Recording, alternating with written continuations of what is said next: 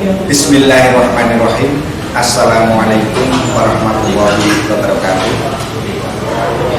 Selamat pagi anak-anakku semua. Semoga kita semua senantiasa dalam lindungan Allah Subhanahu wa Ta'ala, dan kita masih bisa belajar bersama meskipun tidak harus bertatap muka. Demikian anak-anak ya. Marilah kita mulai pembelajaran online ini dengan penuh semangat dan tanggung jawab.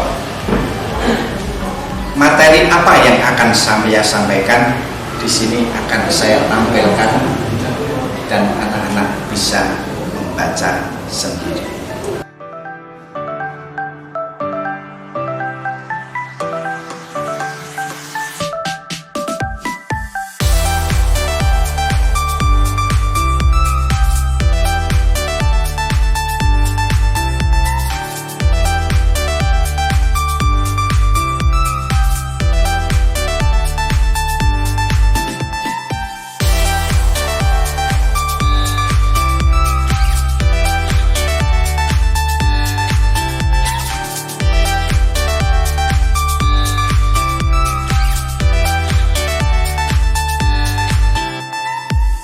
Kemudian setelah pembelajaran ini tentu ada tujuan tertentu yang harus kalian pahami.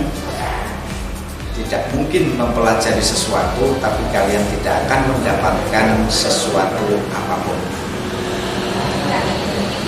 Setelah pembelajaran kali ini diharapkan anak-anak dapat yang pertama, anak-anak harus dapat membuat sebuah kesimpulan dari sebuah informasi yang kalian dengar. Yang kedua, anak-anak dapat menjelaskan, dapat menyebutkan karakteristik ekonomi, karakteristik sosial, karakteristik budaya di negara kawasan Asia Tenggara.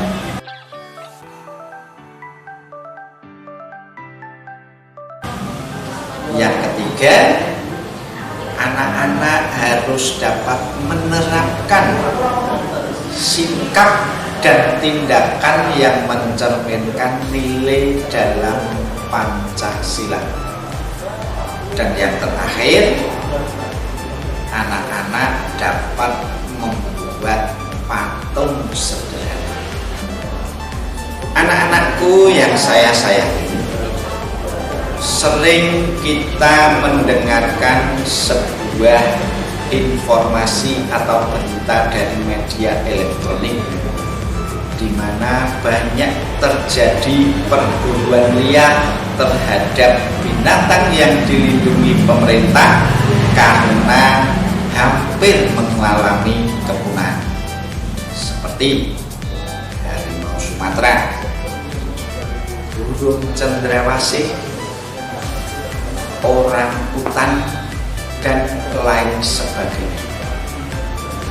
Selain itu, banyak pula orang yang tidak bertanggung jawab melakukan penebangan liar atau istilahnya illegal logging. Banyak pula yang melakukan pembakaran hutan. Dan ada juga yang mengubah hutan menjadi sebuah lahan pemukiman. Kira-kira apa yang terjadi pada hewan yang ada di hutan sana? Tentu hewan akan marah. Bagaimanapun hewan adalah makhluk Allah juga. Kalau kita mempunyai akal, tapi kalau hewan mempunyai naluri, yaitu naluri marah. Yang terjadi kira-kira apa?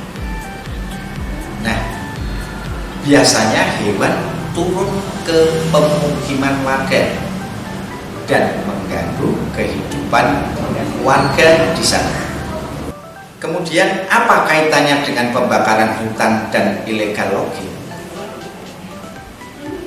Hal utama yang terjadi jika hutan habis, pohonnya dibakar, ditebang secara liar, musibah yang terjadi antara lain kekeringan, tanah longsor, banjir, dan masih banyak musibah-musibah yang lain. Alam marah. Terjadi banjir, terjadi tanah longsor karena berkurangnya tempat resapan air. Coba kita simak video berikut ini. Anak-anak menyimak. Kira-kira informasi apa yang akan kalian dapat dari video berikut ini?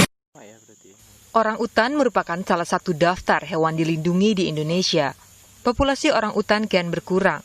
Bahkan dalam 20 tahun terakhir, populasi orang-utan di Kalimantan telah berkurang hingga 50%. Penyebab lainnya adalah berkurangnya populasi orang-utan diantaranya akibat praktik perburuan dan pembalakan liar. Seperti yang baru-baru terjadi di Kabupaten Kapuas, Kalimantan Tengah. Seekor orang-utan dibantai oleh karyawan sebuah perkebunan sawit. Pembantaian orang-utan ini pun sempat ramai diperbincangkan di media sosial. Tak hanya itu, sebelumnya juga terjadi di Palangkaraya, Kalimantan Tengah. Kebakaran hutan dan lahan yang semakin meluas membuat habitat satwa liar terancam. Salah satu hewan yang menjadi korban adalah orang-utan. Kini tempat tinggal orang-utan semakin terancam dengan perburuan liar yang dilakukan manusia. Tim Liputan Kompas TV. Tentu dari video yang kalian saksikan lagi ada beberapa informasi penting yang dapat kalian catat, yang dapat kalian ambil, dan selanjutnya dapat kalian simpulkan. Saran pagi, hewan, tumbuhan, manusia adalah makhluk Allah. Jadi sesama makhluk Allah kita harus dapat saling menyayangi, saling menghargai satu sama lainnya. Anak-anak yang saya hormati, apakah kepunahan hewan itu hanya terjadi di Indonesia? Tidak. Ternyata jenis hewan tertentu juga mengalami kepunahan di negara tetangga kita, khususnya di negara kawasan Asia Tenggara.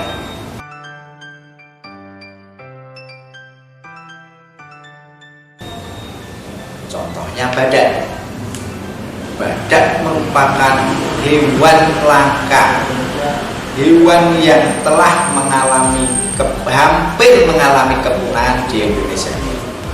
Demikian pula di Malaysia. Ternyata di Malaysia juga ada badak. Badak bisa hidup di Malaysia. Sekarang pertanyaannya, mengapa ada hewan atau tumbuhan tertentu yang bisa hidup di negara lain, khususnya di negara tetangga kita di kawasan Asia Tenggara?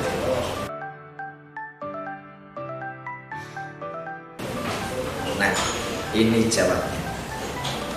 Ternyata Indonesia dengan Malaysia, Indonesia dengan Thailand, Thailand dengan Malaysia, dan seterusnya masih mempunyai kesamaan karakteristik. Karakteristik apa saja?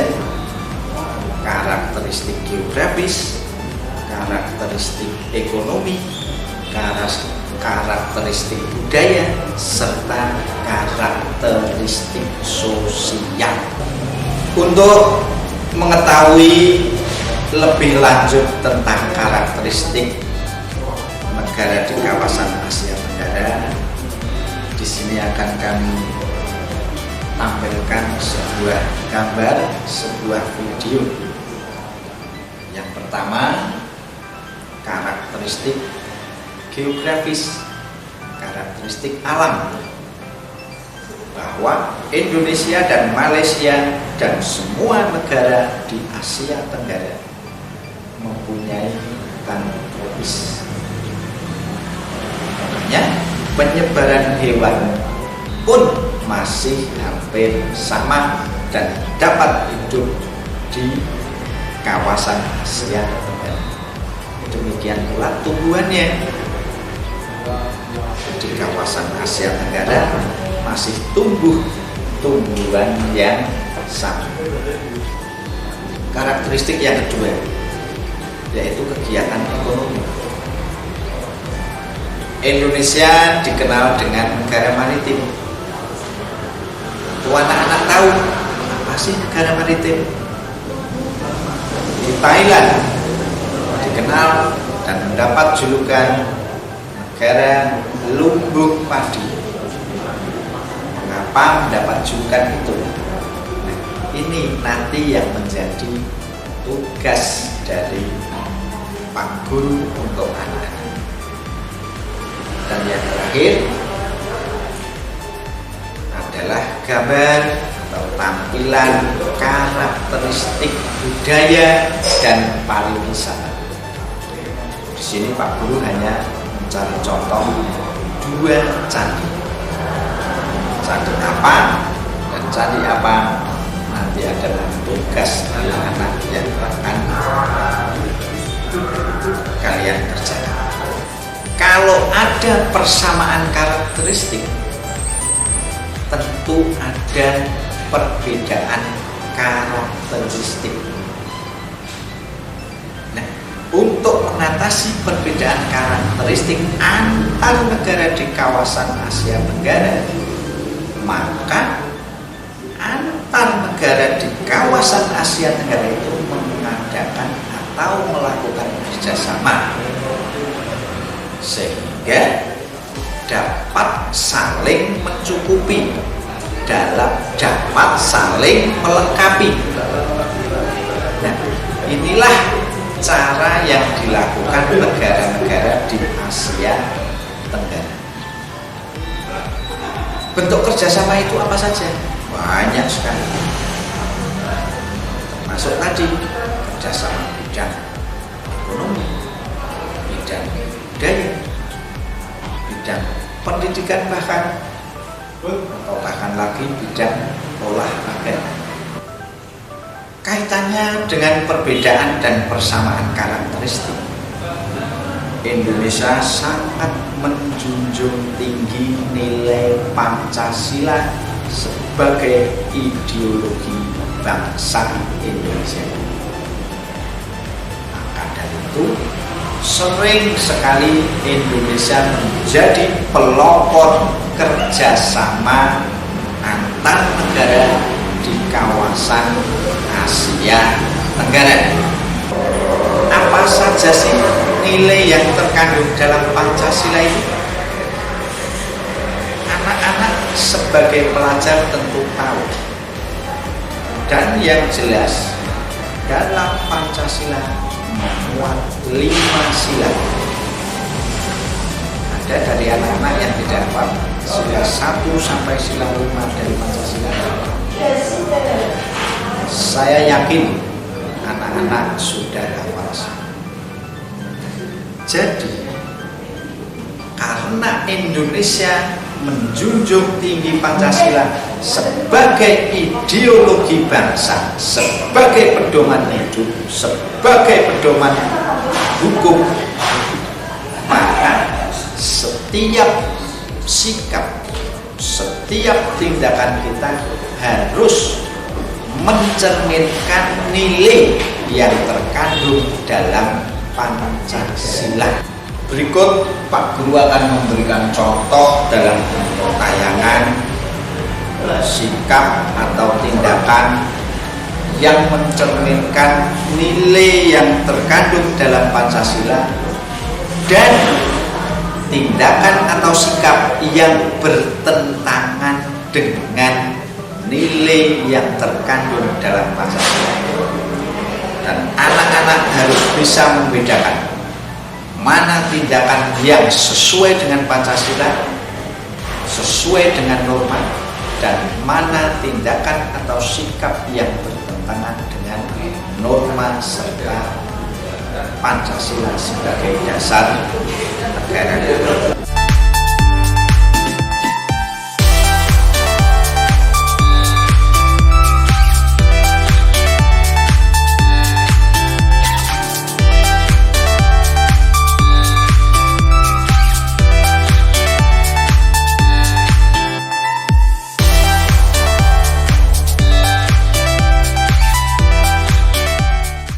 Salah satu contohnya adalah belajar kelompok.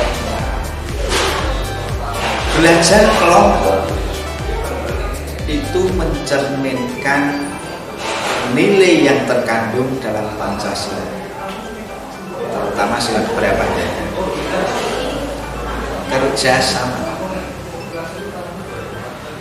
kira-kira atau bahkan pasti sila ke-3.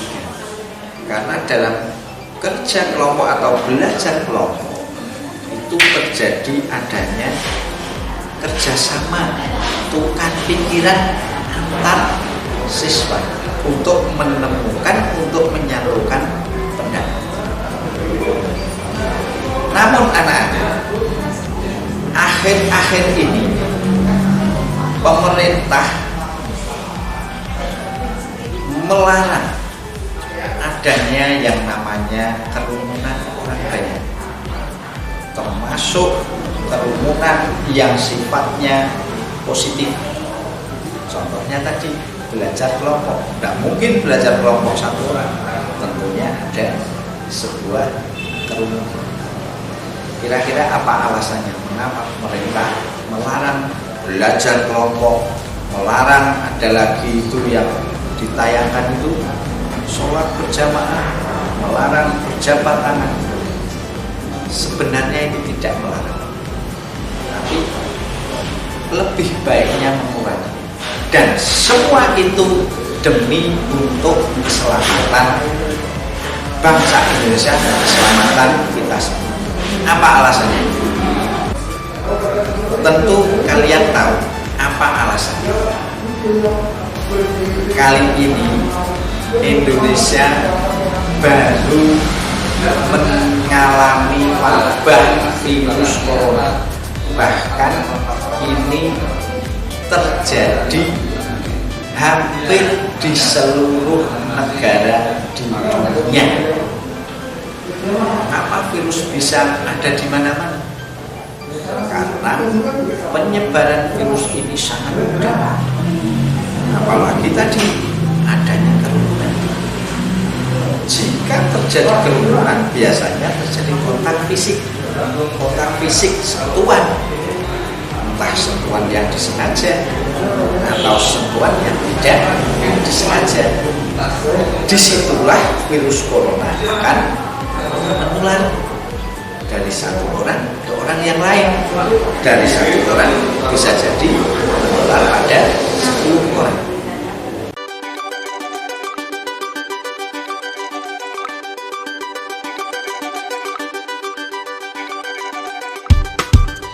Hai, namaku Corona. Aku adalah virus. Ukuranku sangat kecil. Kamu tidak bisa melihatku. Aku dan teman-temanku suka sekali bermain di sini. Wuhuu! Yiha! Hore! Aku menyebabkan banyak manusia sakit. Mereka jadi demam, batuk, bahkan sesak nafas. Manusia jadi takut padaku. Aku mengerti jika kamu juga takut. Tapi jangan khawatir, ada banyak manusia yang sembuh dariku. Itu karena para dokter dan perawat siap membantu. Kamu harus melakukan cara ini agar aku tidak bermain di tubuhmu. Pertama, cuci tanganmu dengan air dan sabun minimal 20 detik. Kedua, makanlah makanan bergizi agar badanmu selalu sehat. Tiga, pakailah masker saat batuk atau bersin. Istirahatlah jika kamu memang sakit. Hindari tempat ramai, bermain di rumah dulu. Ingatlah bahwa orang tuamu akan selalu menjagamu. Semoga sehat selalu ya.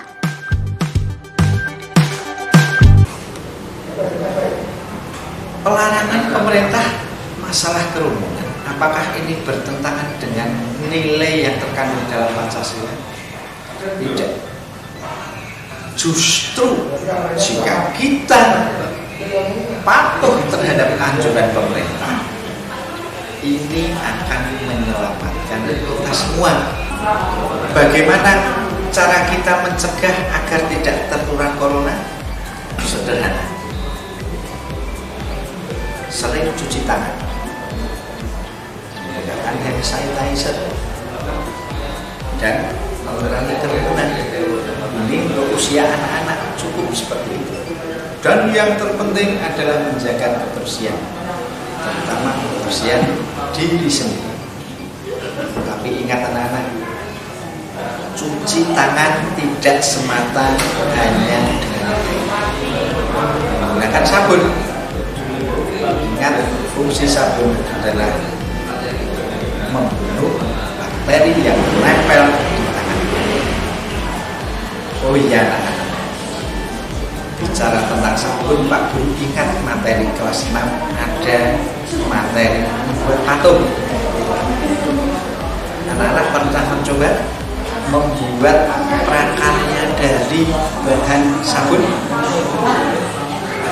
Ini asik sekali. Coba kita lihat hasilnya seperti yang kami tayangkan. Sangat cantik sekali, bermacam-macam. Ada perabotan dapur, ada bunga, ada mobil-mobilan, dan ada ikan. Semuanya hampir mirip seperti asli. Dan inilah satu keunikan dari sabun dapat kita manfaatkan untuk prakarya kita. Dalam membuat patung, tidak hanya dari bahan semen, tidak hanya dari bahan kayu, karena untuk usia kalian, untuk usia anak SD seperti kalian akan kesulitan jika menggunakan bahan yang sifatnya keras. Untuk membuat patung sederhana, tadi dengan sabun, istilah dalam seni rupa namanya memahat.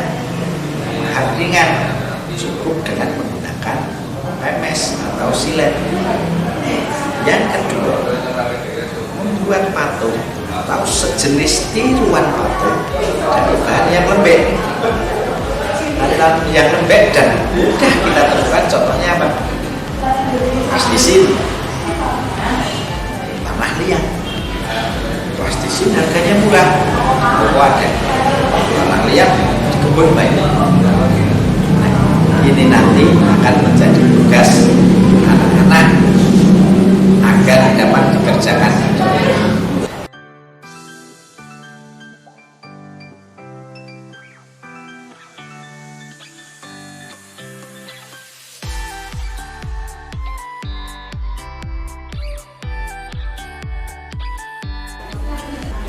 Demikian pembelajaran kali ini, kurang lebihnya Pak Guru mohon maaf.